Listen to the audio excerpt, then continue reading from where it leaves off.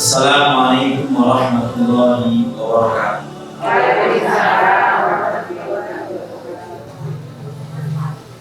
Alhamdulillahi rabbil alamin. Wassalatu wassalamu ala sayyidil amin nabiyyina wa uswatina Muhammadin wa ala alihi wa ashabihi wa man tabi'ahum bi ihsanin ila yaumiddin, amma ba'd. Allahumma barik lana fi Sya'ban wa ballighna Ramadan. Allahumma anfa'na bima 'allamtana wa 'allimna ma yanfa'una wa zidna ilma. Ibu sekalian, kita masih mengkaji kitab Adabul Mufrad karya Imam Al-Bukhari. Kita sekarang sampai pada bab yang terkait ilmu serawung, ilmu berinteraksi dengan orang lain, orang sekitar kita. Bab ke-134, terus Ibu. Judul babnya adalah Babu al-Nizahu ma'as-sabiyi, bab guyonan ambek arek cilik. Anda membacanya begitu juga boleh. Bab guyoni arek cilik, bercanda dengan anak-anak. Salah satu fitrah yang melekat pada anak kecil itu adalah seneng dunia. Dalam terminologinya orang-orang tua, warek kok mek dulinan tok ae. Gak tahu sinau. Itu sebetulnya kebalik caranya. Sinau arek cilik ya dulinan. Gitu. Ya, dia belajar motoriknya bagus, dia belajar sportivitas, ya dulinan. Lalu arek pengen dulinan ya gak sinau.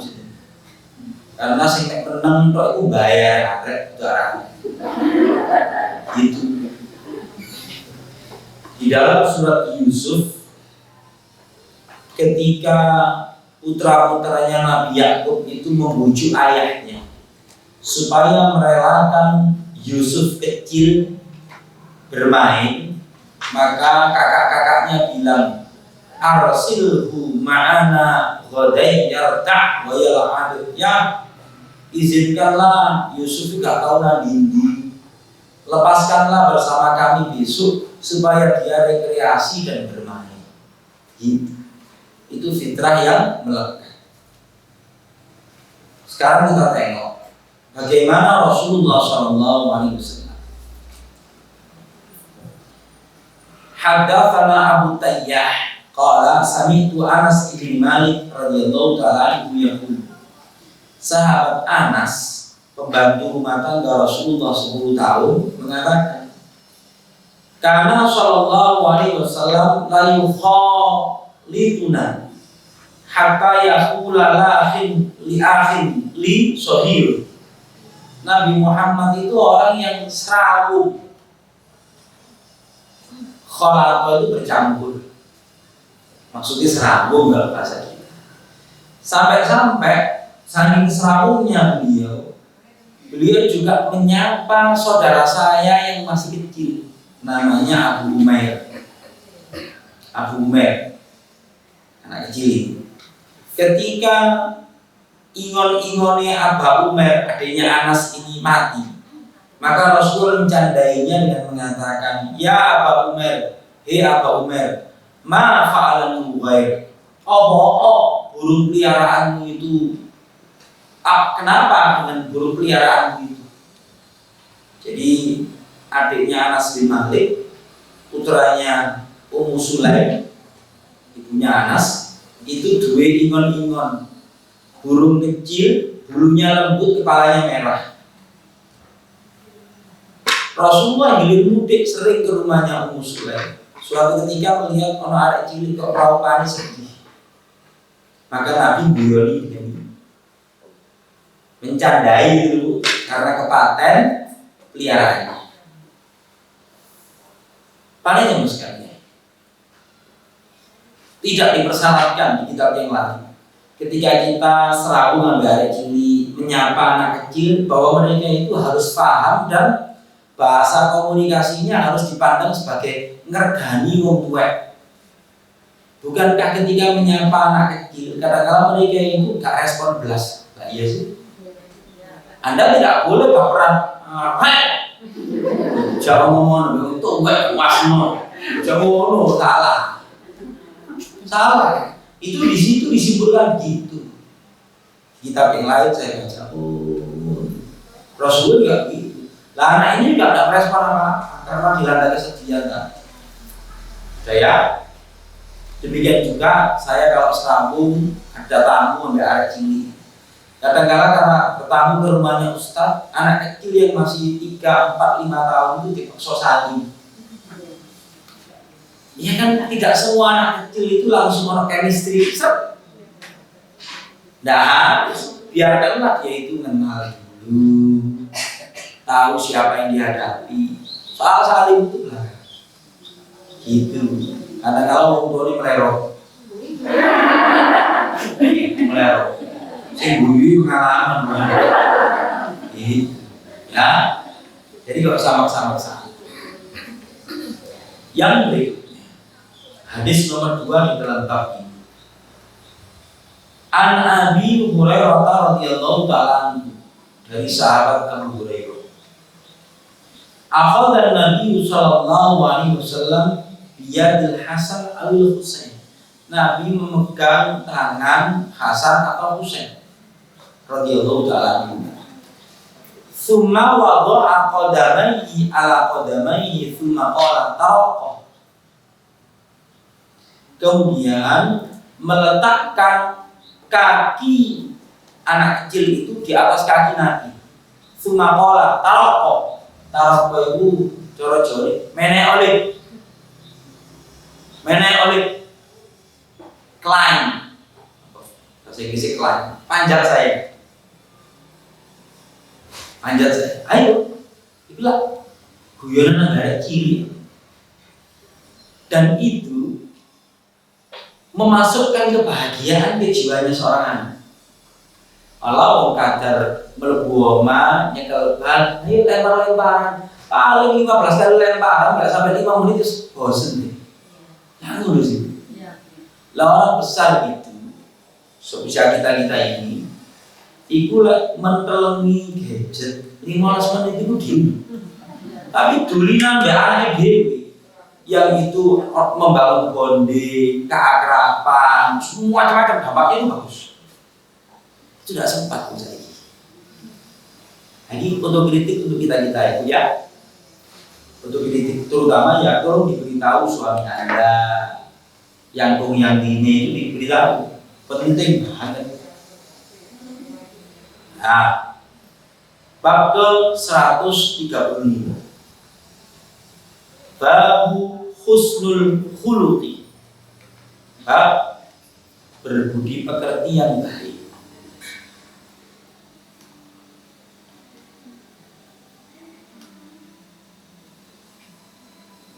Sebelum lebih jauh, saya kepingin bercerita fenomena keagamaan di tahun 90-an. Ibu-ibu senang baca buku apa enggak? Ini.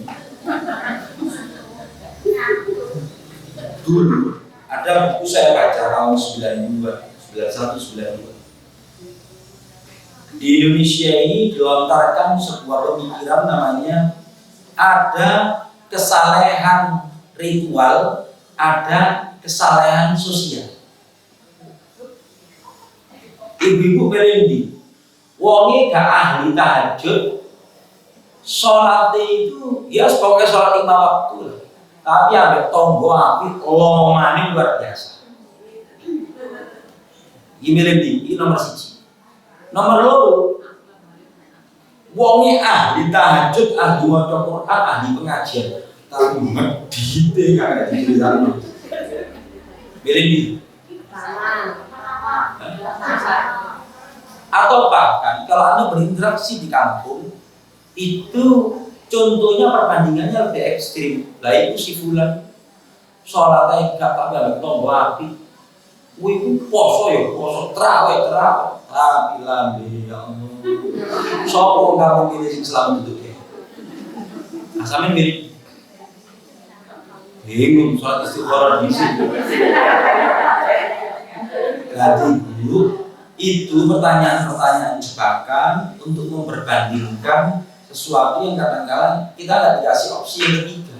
Lu mestinya ya ahli tahajud, kelakuan ambil tonggo, ambil pasangan hidup mati. Itu ideal. Nah, dikembangkan di Indonesia pemikiran dua itu, kesolehan ritual, pokoknya ritual pakai aku terus, sama kesalehan sosial. Iku lagi bareng. Ini dulu, ojo timpang. Sebab salah satu tolok ukur kesolehan ritual itu diterima oleh Allah Ta'ala, kelakuannya tambah. Kelakuannya tambah. Itu indikator. Kita tanya saja. Waan Umi Darda, dari Umi Darda, bojone Abu Darda. Pak Darda ini pengusaha di Madinah, kemudian menjadi seorang sahabat yang sangat cinta ilmu.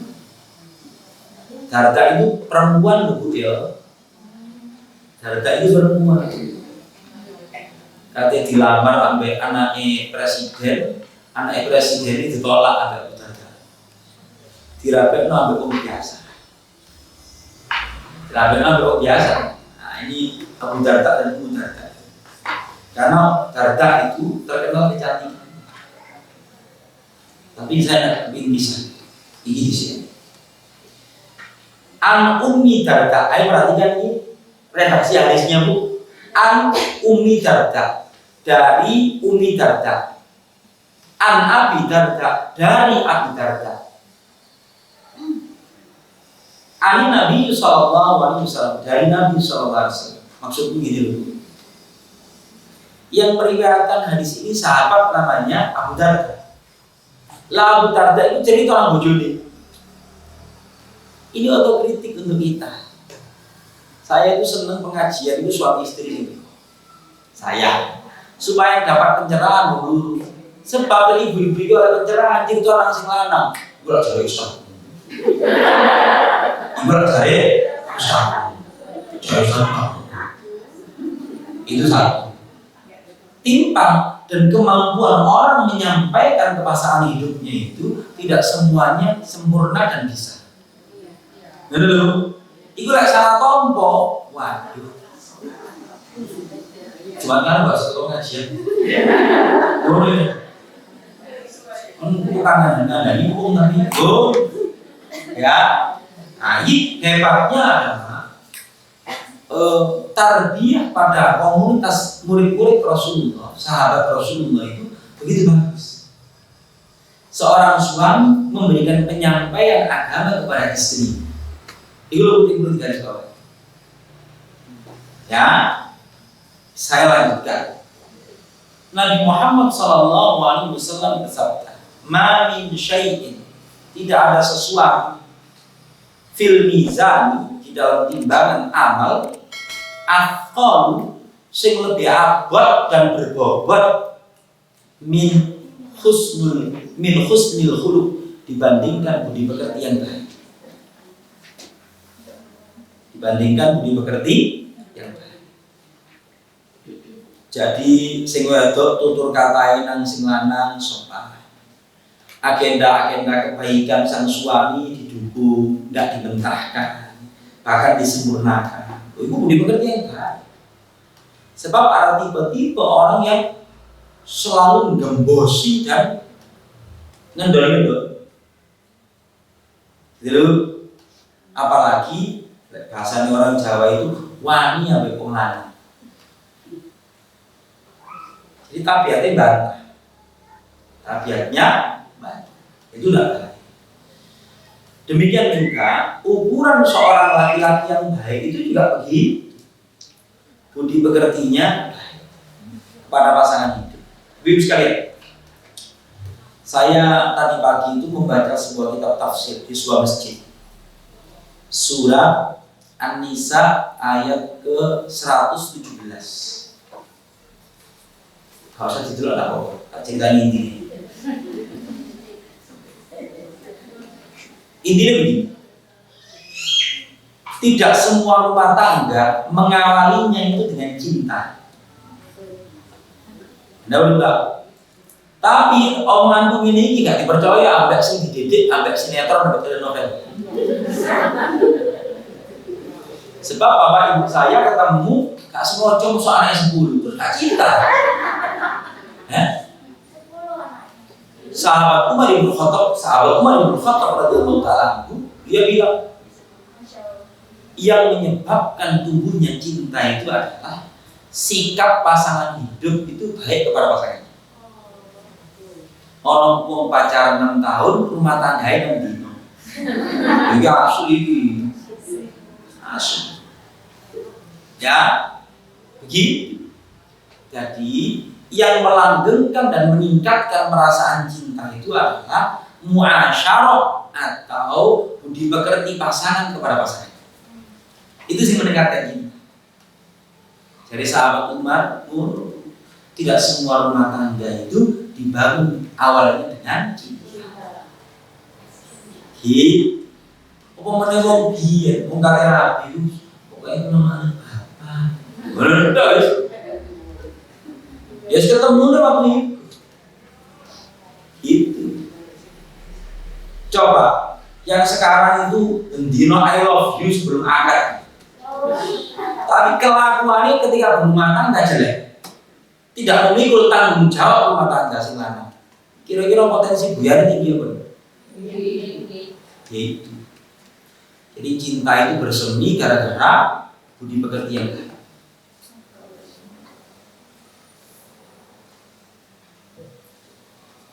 Ditegaskan di dalam hadis ini, tidak ada sesuatu yang lebih berat di dalam timbangan amal seorang hamba pada hari akhirat dibandingkan budi pekerti yang baik.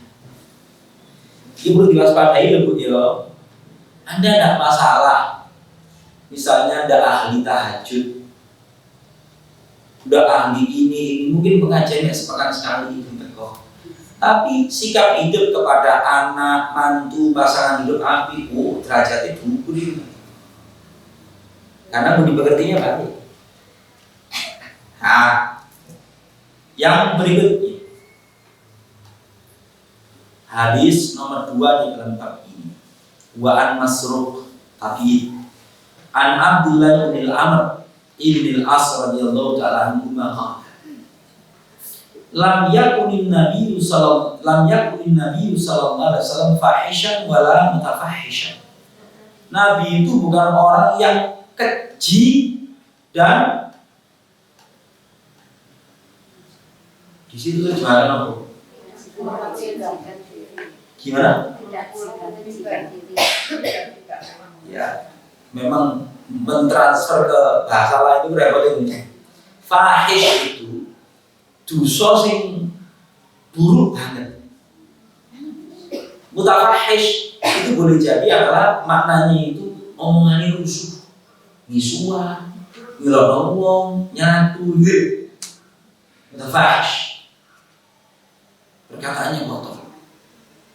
Wa kana yaqul, beliau senantiasa mewanti-wanti khiyarukum ahasinukum akhlaqan.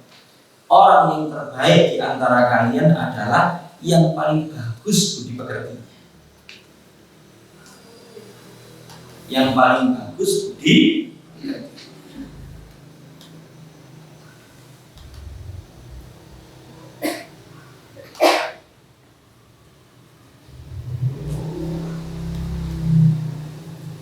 Ada juga yang memahami fahish itu keji, sunangan yang rusak. Ya, mutafahish itu ngomong elek.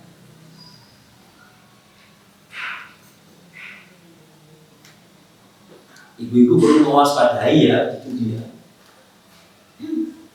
Kalau ada tamu baru 5 menit pertama segera sanjung, itu perlu diwaspadai. Kemudian kedengkian, itu kadang-kadang memunculkan kalimat-kalimat indah. Yang berikutnya masih tentang budi pekerti yang baik. Wa ana Amr bin Syu'aib an abihi an jaddihi radhiyallahu ta'ala anhu annahu sami'a an-nabiy sallallahu alaihi wasallam yaqul. Nabi bersabda begini. Ukhbirukum bi ahabbikum ilayya wa aqrabikum minni majlisan yaumil qiyamah. Mau enggak aku tunjukkan kepada kalian orang yang paling aku cintai di antara kalian, paling dekat denganku posisinya pada hari kiamat. Jeda Rasulullah. Fasa katal kaum, orang-orang diam semuanya. Nabi memancing dengan pertanyaan itu untuk memperhatikan orang-orang pada diam. Fa'adaha marrataini aw thalatha. Nabi mengulang 2 atau 3 kali kalimat itu. Kalau enggak rek, tak tuti wong sing paling tidak ambek aku dina kiamat, paling tak senengi enggak. Setelah pada kali kedua atau ketiga, orang-orang jawab, "Na'am ya Rasulullah." "Nggih ya Rasulullah." Nabi berucap, "Ahsanukum khuluqan." Orang yang paling bagus budi pekertinya. Orang yang paling bagus budi pekertinya.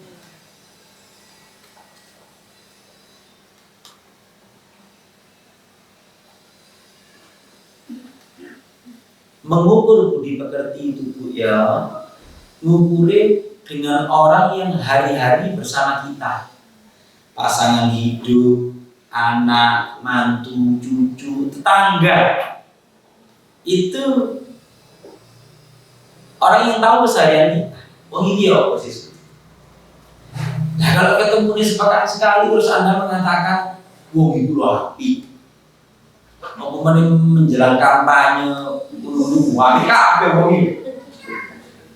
Ya, ono karepe. Lah, yang keseharian ini. Keseharian.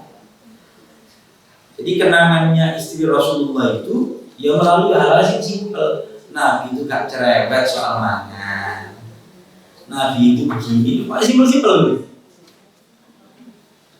Jadi budi pekerti yang baik. Yang berikutnya, wa Nabi Hurairah radhiyallahu ta'ala anhu anna Rasulullah sallallahu alaihi wasallam qala. Sahabat Abu Hurairah meriwayatkan Nabi bersabda, "Innama bu'ithu, sesungguhnya hanyalah aku diutus liutamima, untuk menyempurnakan shalihil akhlak, budi pekerti yang baik." Budi pekerti yang baik. Kalau yang sejak kecil yang kita sering dengar adalah innama bu'ithu liutamima makarimal akhlak. Tapi redaksi hadis yang lebih dikuatkan itu liutamima shalihil akhlak, untuk menyempurnakan budi pekerti yang baik. Sekarang kita tengok syarahnya ini. Saya tadi baca itu penger-penger. Coba. Semua agama itu rata-rata menganjurkan budi pekerti yang baik. Lalu sampai ketemu wong biawis, wong Cina. Sampai di Cina itu ada istilah film kungfu zaman dulu. Kakak mama, kakak kecil, kakak tiga. Iku lak sopan santun nang sing luwih kowe. Lagu. Iku lak cara Jawa nih, Mbak Yu, Mas, Dek. Lagu. Itu peninggalan dari budaya kenabian zaman dahulu. Bahkan seluruh agama yang Anda kenal itu nanti akan di sini disebutkan semuanya itu ono anjuran-anjuran kebaikan. Nah, boyo, bonang boyo, itu agama. Tapi kesempurnaan dari semua anjuran kebaikan itu tidak terangkum di dalam agama-agama yang sudah ada. Islam itu semuanya satu. Yang kedua, di sini dalam syarahnya kasih penjelasan. Bangsa Arab adalah orang yang dipekertinya dulunya paling baik sebelum tradisi keberhalaan masuk ke dalam masyarakat mereka. Apalagi bangsa Arab adalah manusia yang basicnya itu wong yang api. Kalau Anda mau coba buku Wando, sejarawan non muslim, namanya Philip Kahiti. Buku itu dulu. Philip Kahini ini punya kesimpulan sederhana. Sejarah peradaban dunia ini mulai dari dulu sampai sekarang tidak pernah mengenal bangsa penakluk yang sangat santun melebihi bangsa Arab Islam. Sehingga ini membantai bangsa Arab Islam ini kan ya, yang sangat terasa ya Indonesia itu jalur masuknya Islam tanpa peperangan sama sekali. Nah, maka Nabi Muhammad SAW ketika memasuki masyarakat Arab dengan dakwah Islam itu, kebaikan-kebaikannya itu dimunculkan lagi dan disempurnakan. Maksud dari sini dan memang Nabi Muhammad sendiri itu dikenang oleh pasangan hidupnya itu sebelum ketika awal nikah ya, sampai usia menjelang dia akan jadi Rasul, itu Sayyidina Khadijah itu mengatakan, wallahi ma yukhzikallahu abada. Demi Allah mas, wong kaya sampeyan ini tidak mungkin dihinakan sama Allah. Jadi Khadijah, wong Anda ini orang yang senang menjamu tamu, suka nyambung silaturahim, menolong orang yang lemah, membantu orang yang kekurangan, doang kebaikan-kebaikan. Maka ibu sekalian, li utami maka limal akhlak itu adalah kerusakan budi pekerti karena tradisi berhala itu disempurnakan lagi oleh Nabi Muhammad SAW. Dan senjata pamungkas utama beliau untuk memenangkan dakwah Islam itu ya budi pekerti. Budi pekerti. Jarene wong Jawa, bangsa Arab jahiliyah itu seatos, lek wong sing berdakwah itu keras, atos ketemu atos, meletik. Gitu. Kelembutan Nabi Muhammad inilah yang menyebabkan mereka itu ini. Sudah. Sekarang tak kasih cerita. Untuk cerita ini kesimpulan ini, kita punya iman atau enggak? Keimanan itulah fondasi awal untuk kita berbudi pekerti yang baik. Saya kebetulan pernah dulu di India. Wong India sih di Hindu sih gak duwe. Senengane gak utama di masjid. Karena mau bodoh tuh. Mau sarjana S2 tukang sampah lah kayak ini.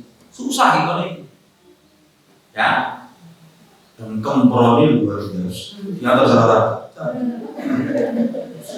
Wong India ayu sedikit kalau India tok itu India ayu.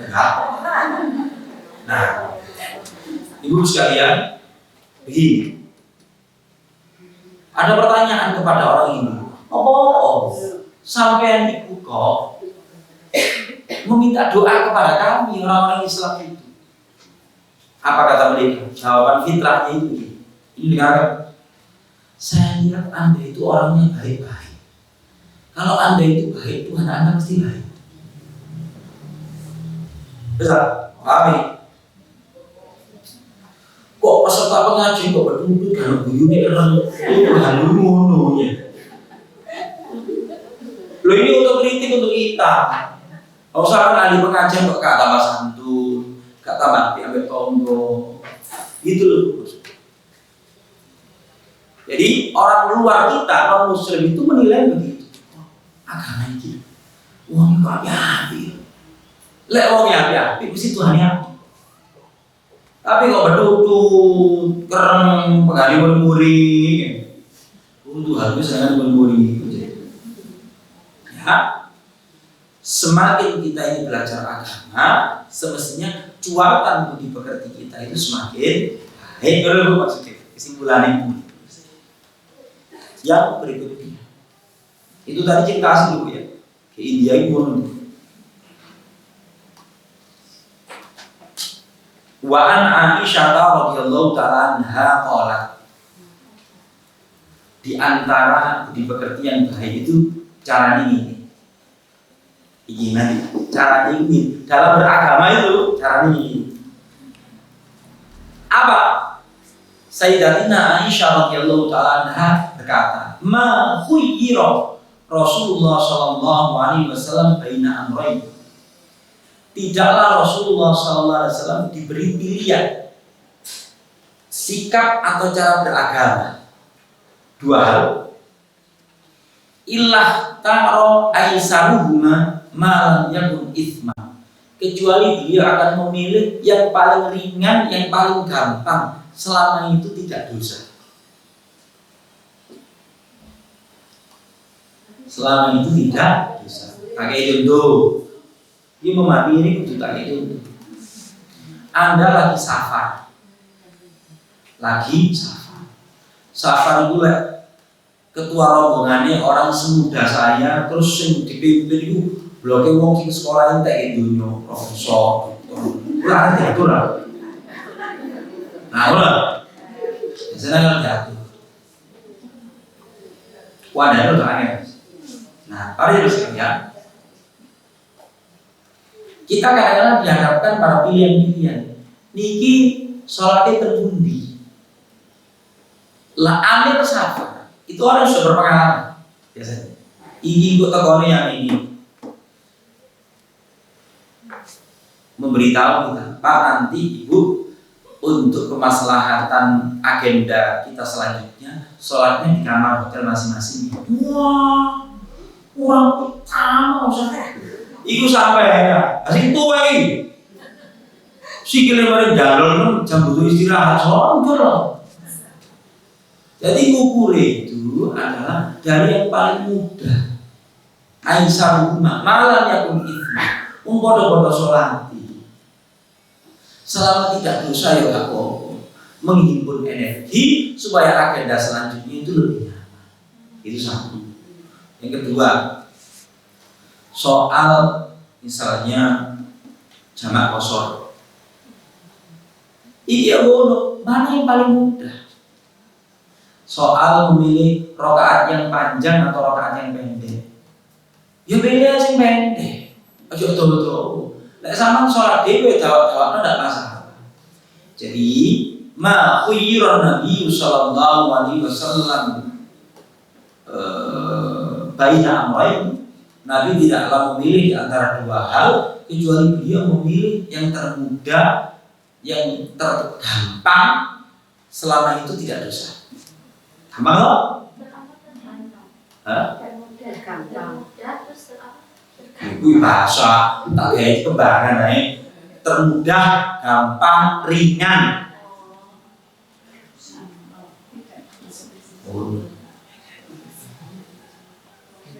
Nah, Anda tahu prosesi haji?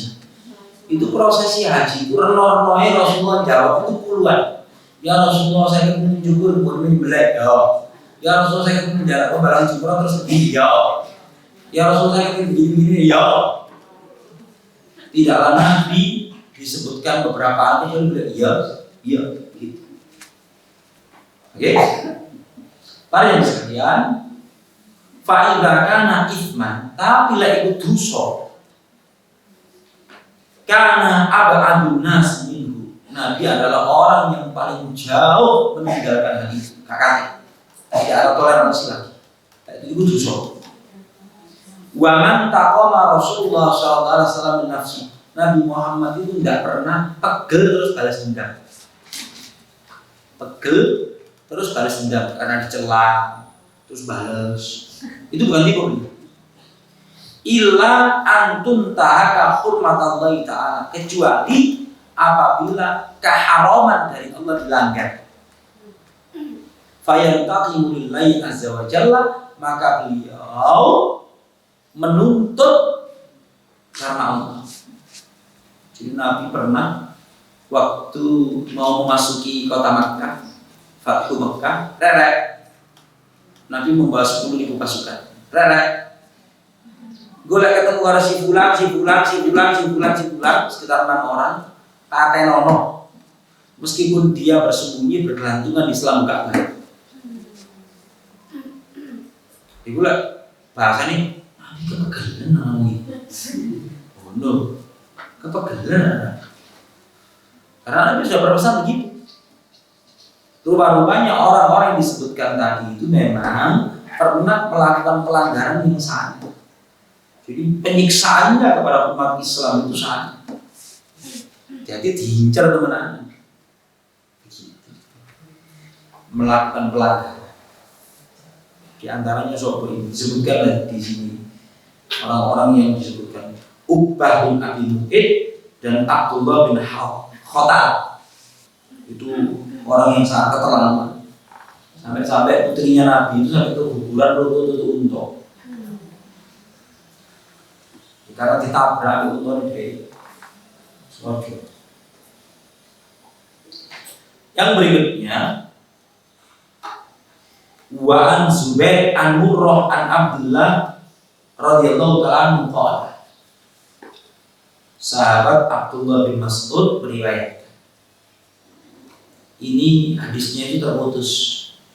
Istilahnya apa? Mauquf, disandarkan kepada Rasulullah, tapi berarti disadar. Innallaha ta'ala qasama bainakum akhlaqakum.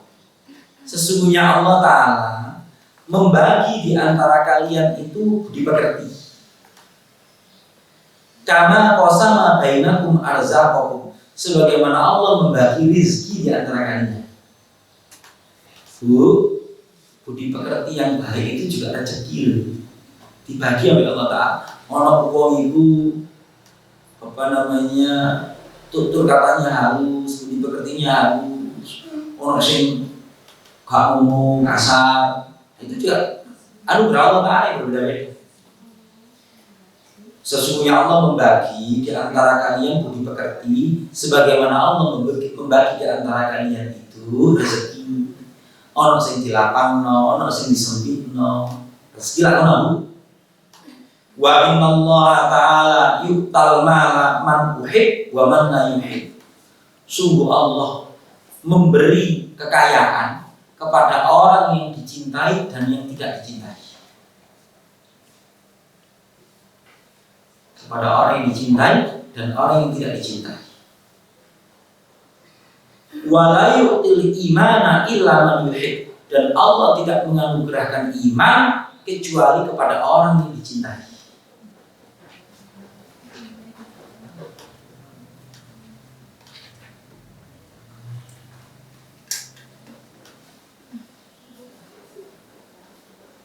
Belum selesai mungkin.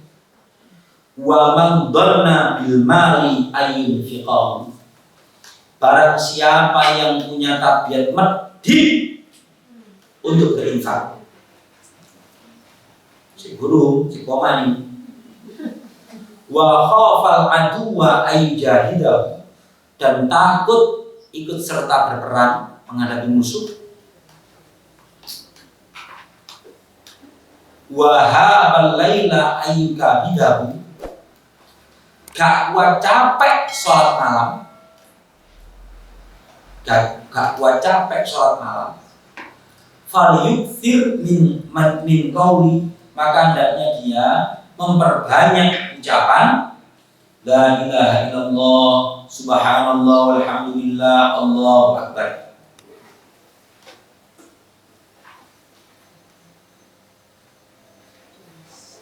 Apa yang dikandung oleh hadis ini? Bapak, ibu sekalian, jadi rezeki yang sifatnya non materi itu namanya budi pekerti. Nah, dulu suka menolong, dermawan, gercep, peka, suara itu budi pekerti. Allah membagi di antara manusia sebagaimana membagi rezeki. Tapi yang perlu kita ketahui, Allah menganugerahkan harta itu kepada orang yang dicintai dan yang tidak dicintai. Siapa orang terkaya di dunia sekarang? Iku muslim apa enggak? Kalau tolok ukur dicintai Allah dan tidak itu kekayaan, maka kira-kira wong Islam itu orang yang dibenci Tuhan. Mungkin secara umum mereka itu negeri, ya negara kita berkembang bawah. Tahu dulu? Wah salah ini. Maka di sini kemudian Allah menegakkan ditegaskan sahabat. Kalau iman dalam kurung agama, amal soleh ini, iman dan amal soleh itu dianugerahkan oleh Allah Ta'ala kepada orang yang dicintai. Tapi meskipun orang itu beriman, kadangkala ada sifat-sifat yang kurang baik. Contoh, penakut, suka mengeluh, sholat malam dua titik protes. Ya. Maka Rasulullah memberikan alternatif. Lek panjang sing ngono mangga, perbanyaklah ucapan la ilaha illallah, subhanallah, alhamdulillah, Allahu akbar. Anda mau bolak-balik, ini redaksinya boleh semuanya. Subhanallah, alhamdulillah, la ilaha illallah, Allahu akbar, Allahu akbar, alhamdulillah, subhanallah, boleh. Karena ada sebuah hadis di kitab yang lain, arba'u kalimatin la yadurruhunna bi ayyihinna bada'ta. Ono 4 rangkaian kalimat. Tidak masalah Anda mau memulainya dari manapun. Subhanallah, alhamdulillah, wa la ilaha illallah, Allahu akbar, Allahu akbar, alhamdulillah, subhanallah, la ilaha illallah. Enggak bawa lawan enggak. Nah, enteng ya, Bu? Ya. Terus ini protes. Itu paling ringannya, alternatif amal. Alternatif amal. Sebelum saya lanjutkan, ada soal? Sambil jeda dulu.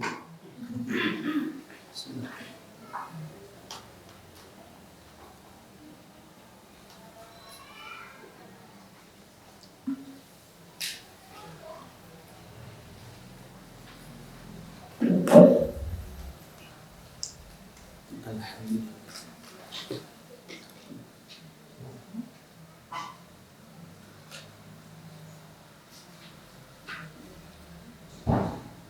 Lanjut saja, kan?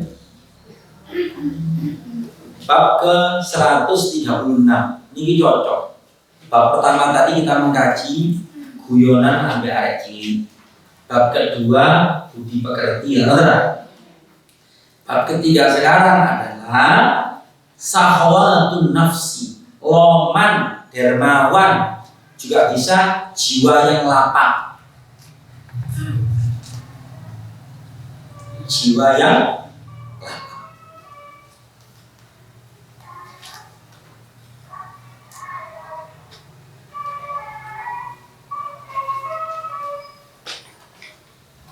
Wa an Abi Shalih radhiyallahu ta'ala anhu, wa an Abi Hurairah radhiyallahu ta'ala anhu, dari Abi Shalih dari Abu Hurairah radhiyallahu ta'ala.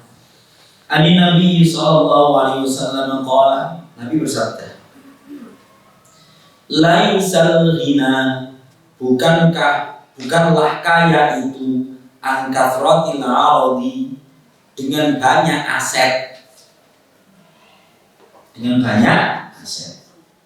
walakinnal ghina, akan tetapi kekayaan yang sebenarnya adalah ghina nafs. Inilah bahasa darat Imam Syafi'i, bermental kaya. Di situ terjemahkan apa? Jiwa kaya. Kekayaan jiwa. Kalau saya ini bermental kaya. Apakah ada orang kaya bermental miskin? Banyak.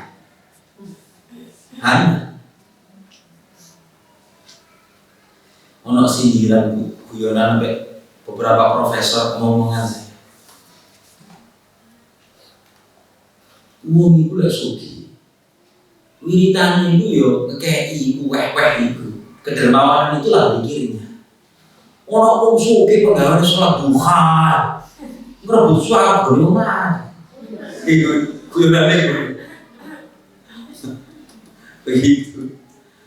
Sok takone enggak liyane duha. Sama niku keliling, bal ono enggak duwe, iki ora beras, iki ora duwe.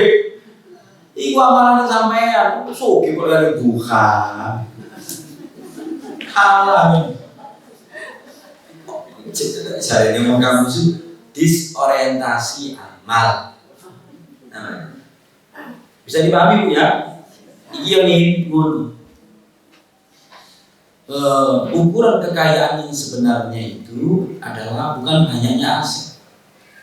Sebab di situ ada jebakan. Apa meneh wonge kaya Warren Buffett. Ya. Warren Buffett itu dua istilah ini wong sugih. Ya terus pengendali Wall Street. Ya, di New York. Kata dia, sampai lagi kepingin sugih itu syaratnya dulu. Yang pertama, berinteraksi dengan siapapun itu jangan pernah berkurang harta Anda. Yang kedua, ingatkan betul, jangan lupa peraturan yang pertama. Ya, paham bener? Baru sarapan belum paham. Ya itu syaratnya. Itu mau medhi. Padahal masih tontonan. Tonton. Ya, ibu-ibu orang bermental kaya itu begini. Lah orang wong sugih bersedekah banyak ya melok bersyukur. Alhamdulillah tidak bisa. Tapi dia tidak lantas berpangku tangan, tidak berbuat apa. Sebab dia juga punya ukuran. Dalam sebuah hadis dikatakan 1 dirham itu bisa mengalahkan 10.000 dirham. Sebab apa? Ono wong duwe 2 dirham, dia bersedekah 1 dirham, separuh dari asetnya dia sedekah. Ada orang memiliki 100.000 dirham dan dia bersedekah 10.000 dirham, 1/10.000. Maka dari sini seorang mukmin yang bermental kaya itu ya gak isi bisa memberi sedikit itu, benar. Sebab ukuran yang wong itu beda-beda. Banyak minta kayak contoh ekstrim. Lek gajah telahnya gede, lek cecak telahnya gini. Harus, eling terus. Wong lek dititipi akeh ya serene yo akeh ngono. Lek dititipi pas-pasan ya sak mampune sampean. Gitu. Jangan hanya berpangku tangan. Sudah. Yang berikutnya, wa an Anas bin Malik radhiyallahu ta'ala anhu qala khadimtu an-nabiyya sallallahu alaihi wasallam 10 sinin. Sahabat Anas bilang, aku berkhidmat menjadi pembantu rumah tangga Rasulullah 10 tahun. Fama qala li uffin, beliau tidak pernah bilang kepadaku, "Dah." Qattun, sekali pun tidak pernah. Berinteraksi dengan seseorang 10 tahun dibentak aja tahu ngetok bareng wong 10 dino metu kabeh sifat eleke kaya to kabeh. Wa ma qala li syai'in lam af'alhu, beliau tidak pernah mengucapkan kepada sesuatu yang tidak aku lakukan, ala kunta fa'altahu, kamu sudah melakukan ini enggak? Walali syai'in fa'altuhu, dan tidak pula kepada apa yang saya lakukan, lima fa'alta, apa kok lakukan ini? Tidak pernah. Selain pembantunya ini memang cerdas, Anas bin Malik, juga kesantunan Rasulullah SAW. Sebab ada tipe majikan delok wong gak bener. Ya, delok wong itu gak bener, lalu cepet salah. Wong susu-susuan. Nek pelan, aduh lemot tuh kayak cepet. Sedang-sedang biasa salah. Nah, itu orang tiba-tiba begitu setahun bilang dari. Maka sahwatun nafsi itu jiwa lapang. Jiwa lapang. Jadi kapasitas jiwa manusia itu, Bu, itu kapasitasnya tidak gede.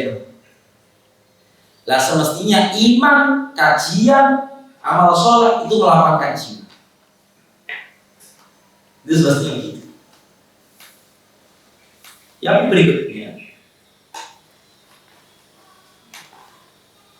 haddatsana Sahhamah ibni Abdurrahman al-Asam qala sami'tu Anas bin Malik yaqulu, sahabat Anas bin Malik radhiyallahu ta'ala menceritakan, kana Nabi sallallahu alaihi wasallam rahimah, Nabi Muhammad itu sing welas asih. Welas asih sakna rahimah. Wa kana la yaqi ahadun illa wa'ada. Apabila datang kepada beliau seseorang meminta, dan beliau tidak memiliki sesuatu untuk dikekno, maka beliau janji. Beliau apa? Janji dengan yo, golek bulan apa tak teko nang kene. Aku sih kalau sih tak kayak. Hari Senin kemarin saya membaca Sahih Bukhari di dalam kitab adab. Sama ini karyanya Imam Bukhari, tapi yang satunya Sahih Bukhari. Nabi Muhammad SAW lagi duduk. Datang orang sambat, ya Rasulullah ini mengenai ini. Dan beliau tidak ada sesuatu untuk diberikan. Maka Nabi SAW bersabda, Isfa'u untuk jauh. Tolong cukup orang kebutuhan ini. Kalian pasti dikasih pahala. Kalau beliau sudah tidak mampu, maka beliau merekomendasi orang lain untuk memenuhi. Itu loh, hebat. Kalau di sini wa kana la ya'tihi ahadun illa wa'adahu. Kalau ada orang datang dan dia tidak bisa memberi apa-apa, dijanjeni. Gue lah dino apa-apa. Insyaallah apa-apa ya gitu. Kalau enggak dermawan enggak bisa. Wa anjazalahu in kana indahu, dan beliau bergegas mengkei kalau memang ada. Wa uqimatis shalah wa ja'ahu a'rabiyyun fa akhadha bi thawbihi fa qala. Beliau ndak bangkit sholat. Datang orang Arab Badui sing ora pati ngerti tata krama. Tiba-tiba narik baju beliau, buserbane bawa. Innama baqiya min hajati yasira wa akhafu ansaha fa qama ma'ahu hatta faragha min hajatihi thumma aqbala fa shalla. Sesungguhnya yang tersisa dari kebutuhan itu tinggal sedikit. Saya khawatir lupa. Jadi orang Arab Badui, padahal Nabi mau sholat. Tangan Nabi dibawa, ditarik. Orang ini minta ditolongi oleh Rasulullah sampai selesai urusannya. Tsumma aqbala fa shalla. Baru kemudian setelah Nabi membantu orang itu, kemudian Nabi pergi ke masjid sholat. Padahal sekali ini sholat, ibu-ibu, Rasulullah itu menghadapi sholat mirip arek mahasiswa Malang kos-kosan orang pati di duit, diajak futsal gratis terus dijak mangan. Hobi ini Rasulullah itu sholat. Hal yang paling dicintai Rasulullah dalam kehidupan ini sholat. Lu tengah-tengah ini berangkat sholat ini dibater sama orang, dijauhi tulun sampai orang ini selesai. Baru Rasulullah sholat. Agak gampang seseorang mengorbankan sesuatu yang disukai membantu orang lain. Kalau enggak sakhawatin nafs, jiwa yang lapang, loman, coba.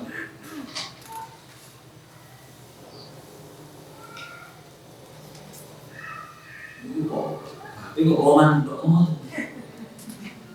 kurang dua hadis. Mantu-mantu tapi bat-batin kita simpan kalau 2 juta lagi ya. Jadi imbang.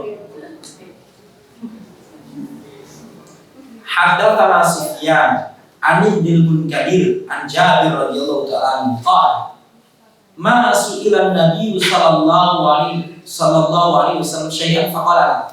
Nabi tidak pernah diminta harta atau pertanyaan atau apapun itu, lantas beliau bilang Kak. Bahasanya arek Malang, Nabi Muhammad itu lagi dijauhi apa-apa kok itok. Pokoknya kebaikan ya. Pokoknya kebaikan.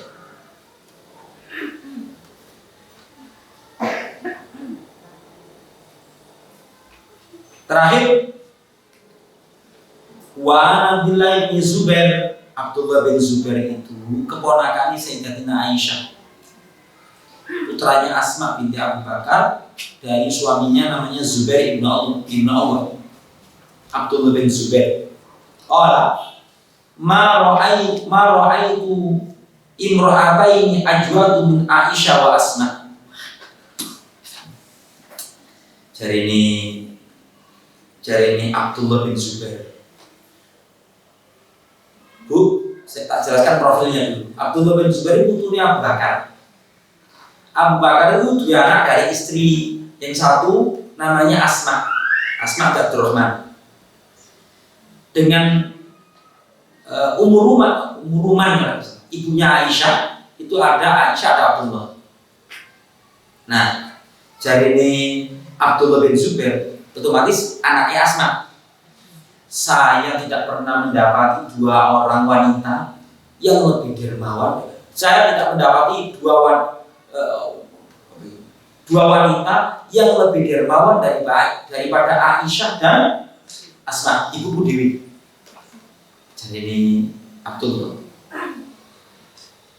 Wajuduhuma mukhtalifah. Kedermawanan mereka berdua itu beda.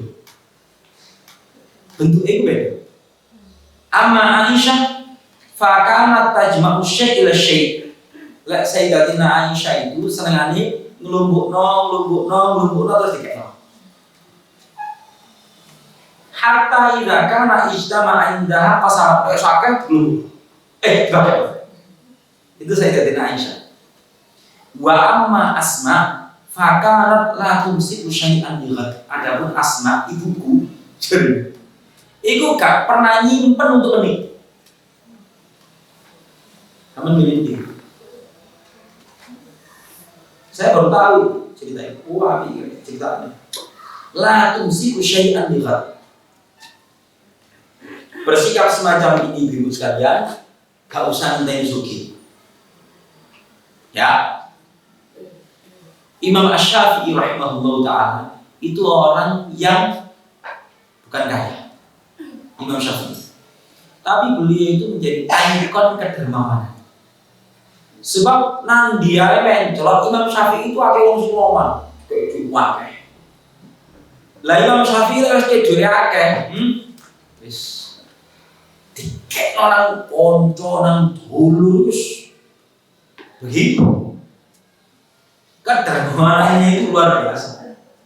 Salah satu prinsip beliau itu adalah lek mene umurku Gusti ana, Gusti Allah wis nyepaki rezeki kanggo mene urip iki. Dalam sebuah syair itu begitu. Lek mene iku sik ana umur aku, mene ya sik ana rezeki. Mengodok iki. Prinsip Imam Syafi'i itu gak kaya ibu-ibu. Nyimpen panganan sampe jamur. Kulkas kak keteliku sih. Benar ya. Ini pakloman. Sesuatu yang Anda memang terutama makanan yang bisa disyukuri segera didistribusikan. Jadi Kak musibah. Bu, itu ceritanya Abdullah bin Zubair menceritakan buli'in ambil buli. Aku tidak mau itu imro'atain ajwadu min Aisyah wa Asma. Dua-duanya adalah putri Abu Bakar. Lah aku begini. Belut nurut, gede mudun.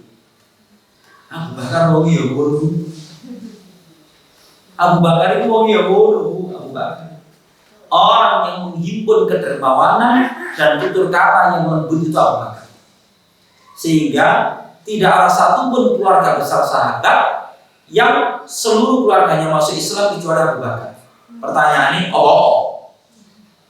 sebab lek diajak Abu Bakar gak iso nolak. Kabeh cipratan kekayaannya Abu Bakar. Ngono. Tapi sing menghimpun loman ambek tutur kata sing lembut iku jarang-jarang. Ono loman tapi lambinya sadis. Gitu. Ibu ya. Dulu kita ini lagi belajar. Yang kita dengarkan kita baca ya direncanakan jadi amal soleh ini. Nah, sudah jam 9 lebih 1/4. Adakah sesuatu monggo? Saya punya saudara yang sangat romantis. Benar. Sampai-sampai kemarin itu waktu ibu mertua saya meninggal sebulan yang lalu, itu semua orang yang takziah itu dikasih makan. Jadi memang sengaja pesan itu saya nggak bisa. Jadi punya saudara dermawan yang sangat loman sekali. Nah, sampai-sampai kemarin waktu ibu mertua saya meninggal itu sampai disiapkan apa malah langsung aja Bu. Nanti tak ulang sampai disiapkan sampai berapa hari itu makanan yang berbeda-beda. Iya. Dan ya tentunya kali terus. Dan tapi Ustaz, beliau itu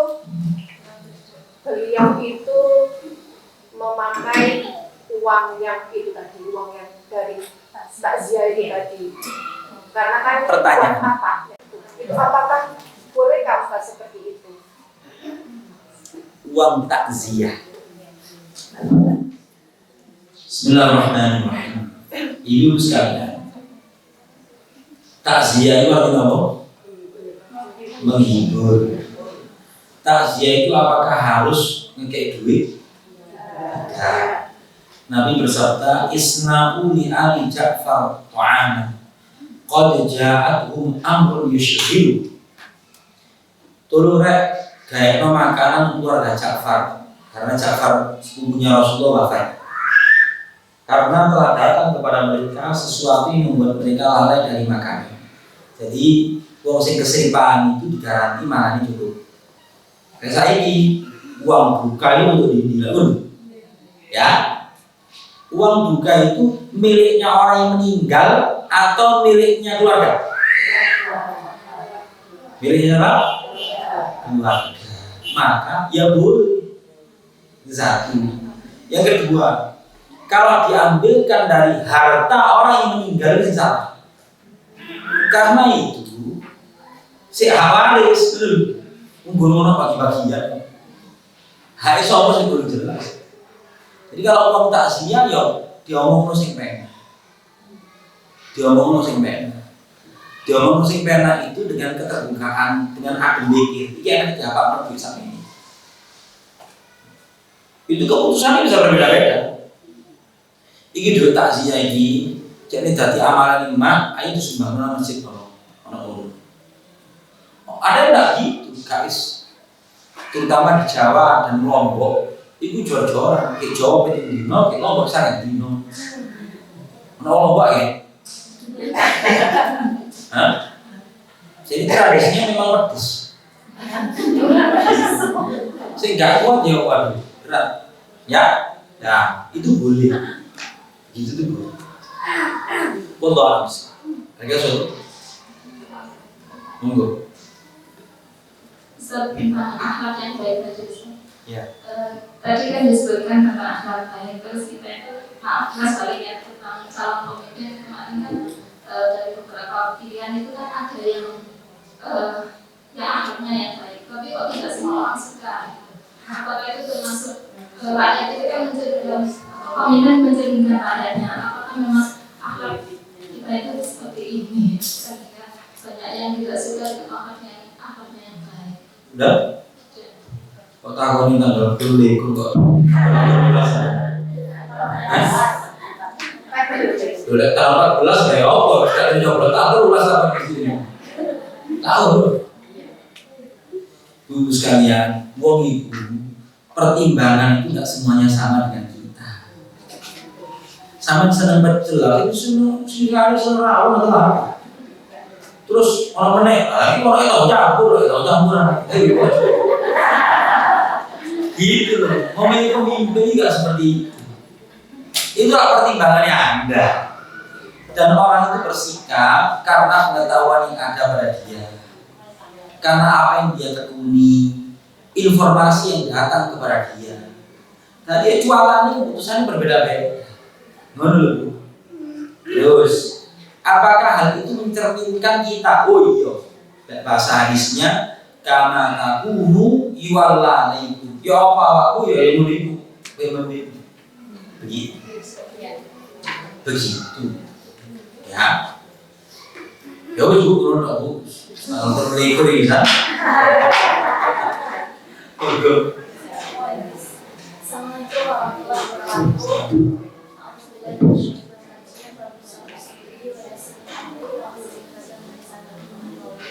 Terima kasih atas kesempatannya Ustaz. Saya mau bertanya, tapi mungkin pertanyaan saya tidak ada hubungannya dengan tema topik kita hari ini.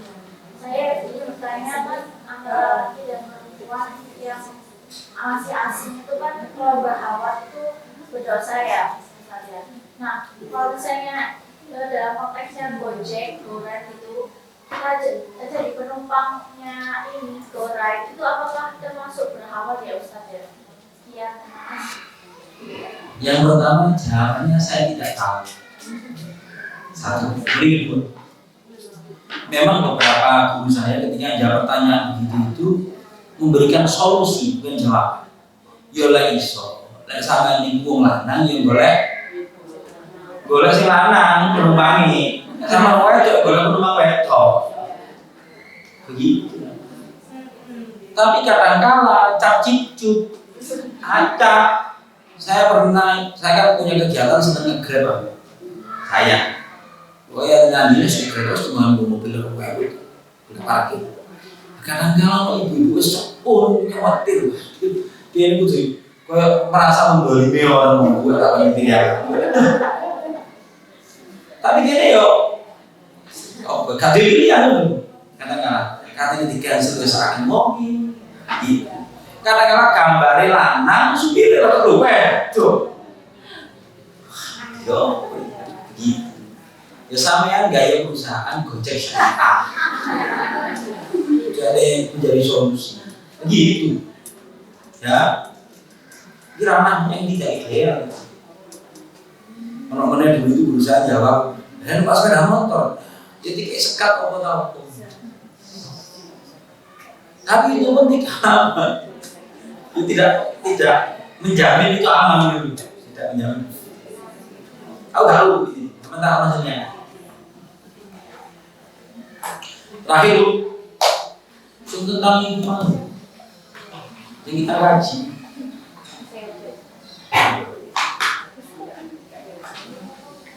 Salam.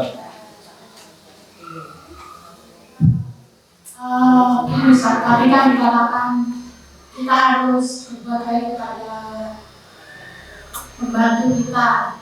Nabi itu bahkan tidak pernah menanyakan apa pekerjaannya yang sudah dilakukan dan yang belum dilakukan. Pertanyaannya? Sementara keadaan kita sekarang, asli pembantu kita itu kurang pandai. Jadi semua pekerjaan itu harus kita tanyakan. Kenapa ini tidak dikerjakan? Ini harus dikerjakan besok. Harus selalu seperti itu. Apakah ini termasuk akhlak yang baik? Sudah. Ibu, Anda itu kalau seandainya ada orang bolak-balik ditakoni sampai pembantu nih, gue itu kerjakan apa ini, berarti Anda itu majikan tiba-tiba nabi itu. Kalau kakak takon, ini loh Bu, ewang itu sing penting sampai kasih SOP. SOP itu dibagi dua. Ada SOP global, ada SOP yang sifatnya teknis. Kalau Anda bagus di dalam penyampaian, orang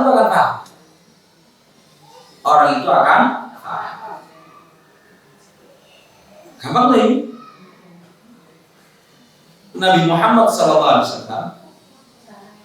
ketika ditawari Anas bin Malik untuk jadi pembantu, yang datang itu Abu Thalfah. Satu riwayat. Bapak tirinya Anas. Satu riwayat menyebutkan yang datang itu adalah Ummu Sulaim radhiyallahu ta'ala. Itu kalimatnya begini, ya Rasulullah, ini loh Anas, dia itu anak yang pintar, biarkanlah dia meladeni panjenengan.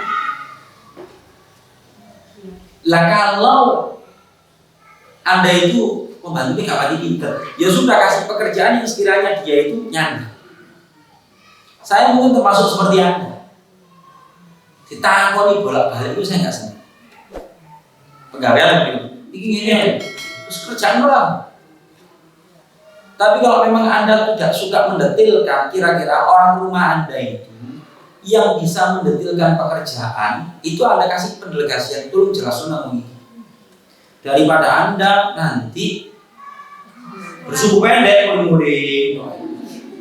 murid-murid. Mesti dia semakin ringan dengan adanya ewang di rumah, tambah bahagia, lebih banyak yang bisa dikerjakan, yang Kalau Anda ono pembantu apa support. Terakhir carane ono iku supaya ewang itu pinter. Barane coba diburu. Umur santun.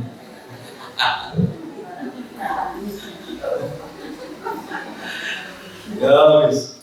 Kita tutup dengan doa kafaratul majlis ibu. Subhanakallahumma wa bihamdika asyhadu an la ilaha illa anta astaghfiruka wa atubu ilaik. Assalamualaikum warahmatullahi wabarakatuh. Waalaikumsalam.